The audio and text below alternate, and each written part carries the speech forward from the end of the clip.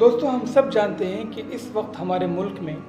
جو مسلمانوں کے حالات ہیں وہ بہت ہی نازک اور خستہ ہیں۔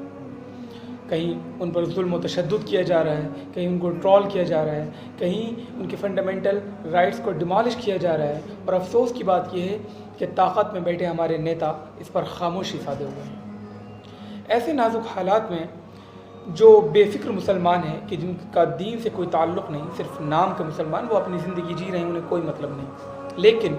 جو فکر مند مسلمان ہیں ان کے اندر کہیں نہ کہیں مایوسی دیکھی جا رہی ہے حالات کے چلتے ہوئے کہ اب کیا ہوگا۔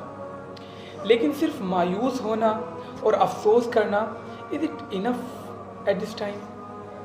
نیور، یہ کافی نہیں ہے۔ We have to consider, we have to find out the conclusion of this situation, of the circumstances which is going on۔ ہمیں تلاش کرنا ہوگا کہ آخر اس کا حل کیا ہے، اور جیسا کہ میں ہمیشہ کہتا ہوں کہ ہر چیز کا حل قرآن عظیم میں موجود ہے۔ تو جو حالات اس وقت ہمارے ہیں، کیا اس سے پہلے اس طرح کے حالات آئے ہیں؟ ہمیں قرآن عظیم میں دیکھنا ہوگا، اور جب غور کیا جائے گا تو ہمیں ملے گا۔ تو اس طرح کی سملیرٹیز کچھ ہیں جو میں آپ کے سامنے رکھوں گا۔ قرآن عظیم میں آپ نے اصحاب کہف کا ذکر سنا ہوگا۔ وہ ایک لمبی سٹوری ہے، لیکن جو اللہ تبارک و تعالی نے ان کے لیے ایک جملہ فرمایا ہے وہ قابل غور ہے۔ اللہ تعالی نے فرمایا انہم ان یظہروا علیکم یرجموکم او یعیدوکم فی ملتہم۔ یہ جو الفاظ ہیں، اللہ تعالیٰ فرما رہا ہے کہ اگر ہم تمہاری مدد نہ کرتے، ان اصحاب کہف سے، وہ جو 7 سلیپرز تھے جن کی اللہ تعالیٰ نے مدد فرمائی تھی، ان سے اللہ فرما رہا ہے کہ اگر ہم تمہاری مدد نہ کرتے اور وہ لوگ تم پر غالب آ جاتے، یعنی تمہارے دشمن کفار، تو کیا کہتے؟ یا تو وہ تمہیں رجم کر کے مار دیتے، او یعیدوکم فی ملتہم، یا وہ کہتے کہ ہمارے مذہب، پرانے مذہب میں واپس آ جاؤ۔ اسی طرح کی کچھ حالات حضرت موسیٰ علیہ السلام کے زمانے میں جب ہم غور کریں گے تو ہمیں ملے گا۔ اس کا دعویٰ کیا تھا؟ وہ کہتا تھا انا ربکم الاعلی، میں ہوں سب سے اعلیٰ رب، مجھے خدا مانو یا پھر میں تمہیں مار دوں گا۔ اس طرح کے حالات جب حضور اکرم صلی اللہ علیہ وسلم کی زندگی میں ہم تلاشیں گے تو ہمیں قرآن عظیم ایک جملہ دیتا ہے۔ کفار مکہ کیا کہتے تھے؟ لَنُخْرِجَنَّكُم مِّنْ أَرْضِنَا أَوْ لَتَعُودُنَّ فِي مِلَّتِنَا، یا تو ہم ہمارے دین میں واپس آ جاؤ یا ہم تمہیں تمہاری زمینوں سے نکال دیں گے، حضور صلی اللہ علیہ وسلم سے کہتے تھے۔ تو اس سے معلوم ہوا اس وقت جو ہماری حالات چل رہے ہیں وہ کیا ہے؟ ہمیں یہ بھی دھمکیاں ملتی ہیں کہ یا تو اپنا مذہب بدل دو، پرانے دین میں واپس آ جاؤ، پرانے مذہب میں واپس آ جاؤ، یا پھر ہم تمہیں نکال دیں گے، ہم تمہیں مار دیں گے، ہم تمہارے دوسرے ملک بھیج دیں گے۔ اس طرح کے حالات، اس طرح کی باتیں ہمیں سننے کو ملتی ہیں اور حالات دیکھنے کو مل رہے ہیں۔ اس کا مطلب یہ ہوا کہ جب ظالم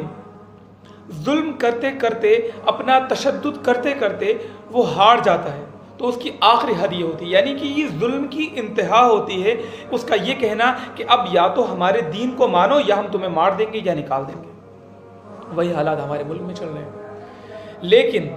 ایسے نازک حالات میں ہمیں یہ غور کرنا ہے، قرآن عظیم میں یہ تلاش کرنا ہے کہ اس کا حل کیا ہے، اور اس کا حل کلیئرلی اللہ تبارک و تعالی نے قرآن عظیم میں بیان فرما دیا۔ جب جب لوگوں نے اس طرح کی دھمکی دی، اللہ تعالیٰ نے غیب سے مدد فرمائی، ایسی مدد جو ان ایکسپیکٹڈ تھی، جو کہ جس کا یقین نہیں کیا جا سکتا تھا، جس کا ویٹ لوگ کر رہے تھے لیکن یقین نہیں کر سکتے آسانی سے، ایسے اللہ تبارک و تعالی نے مدد فرمائی اور ظالموں کو ہلاک فرمایا اور مسلمانوں کی مدد فرمائی، چاہے وہ موسیٰ علیہ السلام کے زمانے کے مسلمان ہوں، چاہے عیسیٰ علیہ السلام کے زمانے کے مسلمان ہوں، چاہے حضور صلی اللہ علیہ وسلم کے زمانے کے مسلمان ہوں۔ لیکن مسئلہ یہ نہیں کہ مسلمانوں کی غیب سے مدد ہوئی، کن مسلمانوں کی مدد ہوئی وہ قرآن عظیم میں اللہ تعالیٰ نے فارمولہ دے دیا ہے، ذَلِكَ لِمَنْ خَافَ مَقَامِي وَخَافَ وَعِيدِ۔ کہیں فرمایا وَلَنُسْكِنَنَّكُمُ الْأَرْضَ مِنْ بَعْدِهِمْ ذَلِكَ لِمَنْ خَافَ مَقَامِي وَخَافَ وَعِيدِ، یعنی ہم مدد ان لوگوں کی کرتے ہیں ایسے نازک حالات میں کہ جو میرے پاس آنے سے ڈرتے ہیں، یعنی وہ زندگی اس طرح گزارتے ہیں کہ ہمیں اللہ تعالیٰ کو فیس کرنا ہے، وہ زندگی اس طرح گزارتے ہیں کہ حرام کیا ہے اور حلال کیا ہے۔ جب لوگ اس طرح زندگی گزاریں گے تو لوگ کتنی ہی دھمکیاں ان کو دے دیں کہ ہم تمہیں نکال دیں گے، ہم تمہیں مار دیں گے، کوئی کچھ نہیں کر سکتا۔ لیکن جو لوگ بے فکر ہیں، جو صرف نام کے مسلمان ہیں، انہیں نہیں معلوم قرآن، نماز، روزہ، حج، زکوٰۃ، اپنے حقوق، ہمارے رشتہ داروں کے کیا حقوق ہیں، ہمارے اخلاق کیسے ہونا چاہیے، ہمارے پڑوسیوں کے کیا حقوق ہیں، ہمیں غیر مسلموں سے کس طرح سلوک کرنا چاہیے، ہمیں اس دعوت کو، قرآن عظیم کو غیر لوگوں تک کیسے پہنچانا چاہیے، جو بے فکر ہو کر ان ساری چیزوں سے زندگی گزارتے ہیں، ان کو اللہ تبارک و تعالیٰ دنیا میں بھی عذاب دیتا ہے، رسوائی کا، ذلت کا، جو کہ ہو رہا ہے کہیں نہ کہیں اور سب کے ساتھ ہونے والا ہے اگر ہم نہیں سدھرے تو،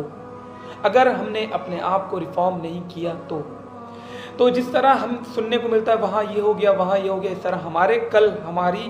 باری ہے۔ لیکن جس نے اپنی زندگی اس طرح گزاری کہ میرے حقوق کیا ہیں، میری ذمہ داریاں کیا ہیں، امتی ہونے کے ناطے میری ذمہ داری کیا ہے، مسلمان ہونے کے ناطے میری ذمہ داری کیا ہے، رشتہ داروں کے حقوق کیا ہے، میرے اخلاق کیا ہیں، تو اللہ تعالیٰ اس کو یقیناً بچائے گا،